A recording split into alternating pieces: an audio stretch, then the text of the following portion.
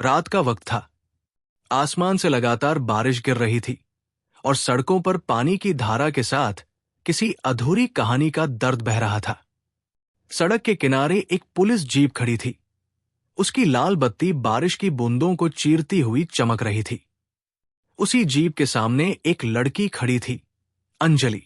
उसकी आंखों में आंसू और गुस्सा दोनों थे, और दिल में एक ऐसा तूफान जो किसी को भी तोड़ दे। रुको, उसने ऊंची आवाज में कहा। मुझे इंस्पेक्टर कबीर से मिलना है। गेट पर खड़ा सिपाही थोड़ा घबरा गया। मैडम, रात के 10 बज चुके हैं, सुबह आइए। लेकिन अंजलि नहीं मानी। उसकी आवाज में जिद थी। सुबह बहुत देर हो जाएगी, मुझे आज ही जवाब चाहिए।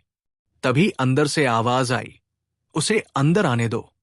वो आवाज थी इंस्पेक्टर कबीर की, भारी, सख्त और भरोसे से भरी। अंजलि भीगते हुए अंदर गई। थाने का हॉल ठंडा था। ट्यूबलाइट की सफेद रोशनी और दीवारों पर टंगी पुरानी तस्वीरें किसी पुराने दर्द की गवाही दे रही थी। बेंच पर बैठी थी एक औरत, मीशा, अंजलि की मां। उसका चेहरा पीला पड़ चुका था, आंखें सूखी थी, लेकिन उनमें हजार आंसू छिपे हुए थे। मां, अंजलि की आवाज कांप गई। मीशा ने उसे देखा, फिर धीमे से बोली, अब क्या बचा है कहने को अंजलि? सब कुछ तो खत्म हो गया। अंजलि की आंखों में आंसू चमक उठे। नहीं मां, अब सच सामने आएगा। बहुत हुआ छुपा छुपाई का खेल। कबीर ने एक मोटी फाइल टेबल पर रखी। उस पर लिखा था, case Raghav Mishra, hit and run मामला। उसने फाइल खोली, अंदर से एक तस्वीर निकाली। बारिश में भीगी सड़क, भीड़ और एक लड़की जो एक आदमी को घसीटती हुई पुलिस जीप की ओर ले जा रही थी। ये तुम हो? कबीर ने पूछा। अंजलि ने सीधी नजर से देखा। हां, ये मैं हूं। और ये आदमी? अंजलि की आवाज टूट गई। मेरे पापा, राघव मिश्रा। कमरे में सन्नाटा छा गया। सिर्फ बारिश की बूंदों की आवाज थी और टेबल फैन की हल्की सी घरघराहट। कबीर ने धीमे से कहा, तो तुमने अपने ही पिता को सड़क पर घसीटा? अंजलि ने गहरी सांस ली, क्योंकि मुझे लगा अगर मैंने ऐसा नहीं किया तो सच हमेशा के लिए मर जाएगा। मीशा ने कांपती आवाज में कहा, बस करो अंजलि, तुम्हें नहीं पता तुम क्या कर रही हो। अंजलि की आंखों में दर्द था। मां, मैं सब जानना चाहती हूं। उस रात क्या हुआ था? पापा भाग क्यों रहे थे? कबीर ने अपनी फाइल बंद की। मुझे सच चाहिए, न ड्रामा, न डर। बताओ, उस एक्सीडेंट में मरा कौन था? अंजलि ने उत्तर दिया, उसका नाम समीर था, मेरा दोस्त। पापा उसे पसंद नहीं करते थे। कबीर ने सीधा सवाल किया, और तुम्हें लगा कि तुम्हारे पापा ने उसे मार दिया? अंजलि की आंखें झुक गई। हां, मुझे लगा उन्होंने ही मारा। मीशा की आंखें नम हो गई। उसने कांपते हाथों से अंजलि का चेहरा पकड़ा। नहीं अंजलि, तुम्हारे पापा ने कुछ नहीं किया। अंजलि की आवाज कांप गई। तो फिर वो सड़क पर भाग क्यों रहे थे? मां, उन्होंने मुझसे मुंह क्यों मोड़ा? कबीर ने बीच में कहा, शायद सच कुछ और है। फिर उसने इंटरकॉम उठाया, कांस्टेबल, राघव मिश्रा को ले आओ। कुछ ही देर में चाबियों की झंकार सुनाई दी। दरवाजा खुला और एक थकाहारा आदमी अंदर आया। राघव मिश्रा, सफेद बाल, झुकी नजरें और चेहरे पर भारी दर्द। वो धीमे कदमों से आया। बारिश की बूंदें अब भी उसके कंधों से टपक रही थी। अंजलि के कदम खुद ब खुद आगे बढ़ गए। पापा, अब झूठ मत बोलिए। बताइए, उस रात क्या हुआ था? क्या आपने समीर को मारा? राघव ने उसकी तरफ देखा। उसकी आंखों में लाचारी थी, लेकिन एक सच्चाई भी जो शायद सालों से बंद थी। उसने धीरे से कहा, जिस सच की तलाश में तुम यहां तक आई हो, अंजलि, वो तुम्हारी सोच से भी ज्यादा दर्दनाक है। कबीर ने उसकी ओर झुककर पूछा, तो बोलिए, क्या हुआ उस रात? राघव ने आंखें बंद की। बाहर बारिश और तेज हो गई। उसने गहरी सांस ली और कहा, उस रात सिर्फ बारिश नहीं बरस रही थी बेटा, हमारे घर का सुकून भी टूट रहा था। अंजलि की सांस रुक गई। मीशा की आंखों से आंसू बह निकले। कबीर ने फाइल पर कलम रखी और धीमे से कहा, तो अब शुरू होगा असली सच, जो अगले चैप्टर में सबको रुला देगा। थाने के कमरे में सन्नाटा था। बारिश की बूंदें खिड़की से टकरा रही थी, जैसे कोई बाहर खड़ा होकर भी रो रहा हो। राघव मिश्रा की आंखें बंद थी। वो कुछ याद कर रहे थे, शायद वो रात जिसने सब कुछ बदल दिया। उस रात राघव ने धीरे धीरे कहना शुरू किया, मैंने अंजलि को समीर के साथ देखा था। मेरी बेटी आधी रात को उस लड़के के साथ। उसकी आवाज में गुस्सा नहीं था, बस टूटे हुए पिता का दर्द था।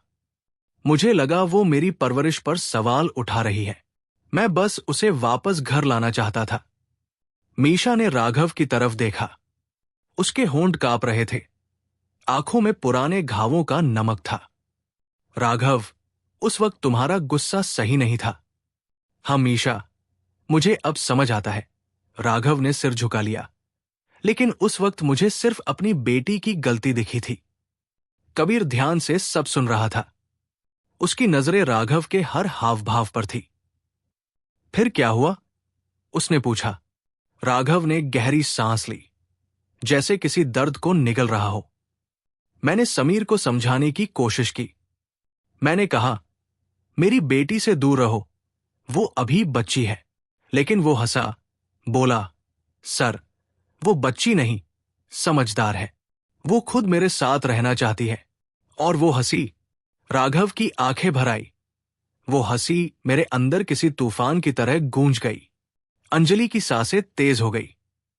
पापा, आप समझ नहीं पाए, वो मुझे प्यार करता था। राघव ने उसकी तरफ देखा। प्यार या जिद? बेटा, सच्चा प्यार कभी छिपकर नहीं होता। थोड़ी देर तक कमरे में सिर्फ बारिश की आवाज थी। कबीर ने धीमे से कहा, और फिर? राघव की आवाज भर्रा गई। फिर झगड़ा हुआ।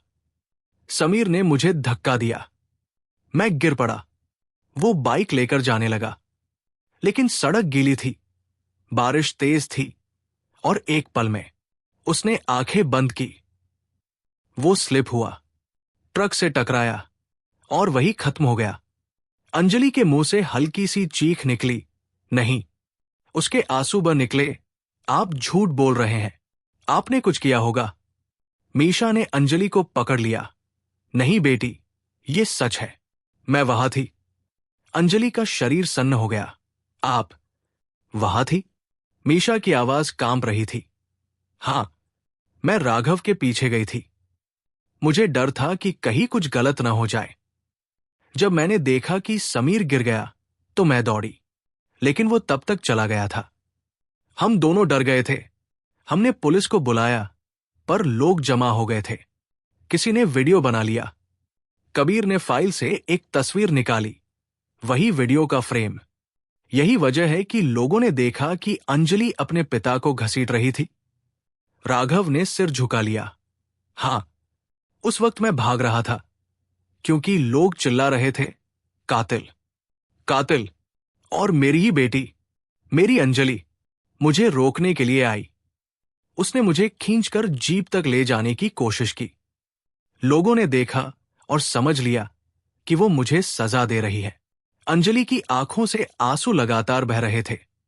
तो उस दिन जो मैंने देखा, जो मैंने सोचा, सब गलत था। मीशा ने उसकी हथेली पकड़ी।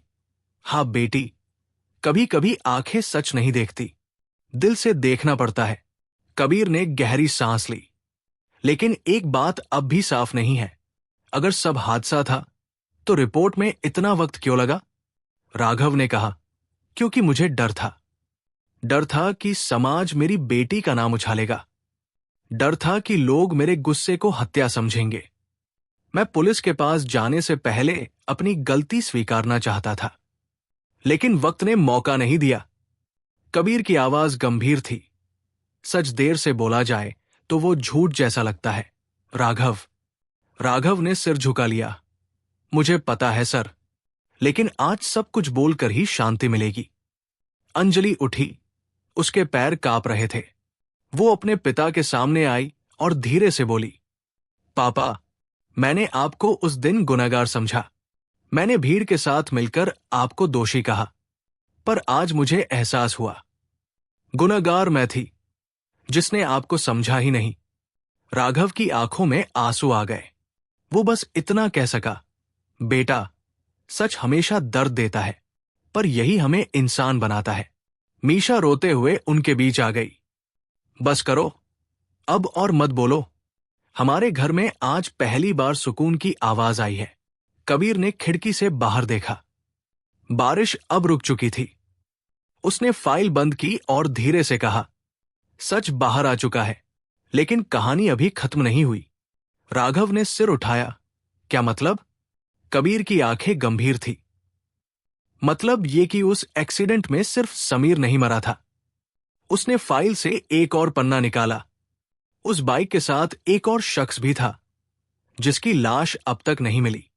अंजलि, मीशा और राघव तीनों ने एक साथ कबीर की तरफ देखा। कमरे में फिर सन्नाटा फैल गया। कबीर की आवाज धीमी थी, लेकिन हर शब्द बिजली की तरह गिरा। अब उस रात की कहानी खत्म होती है, जो कहानी का सबसे दर्दनाक हिस्सा था।